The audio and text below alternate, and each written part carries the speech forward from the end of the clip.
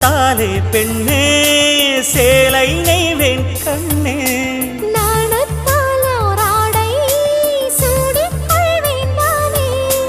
பாயாகும் அடி சொல்லாதே பஞ்சணம் புதையல் ரகசியமே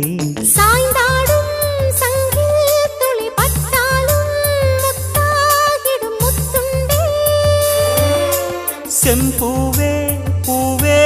உன் மேகம் நான் வந்தால் ஒரு வழியுண்டோ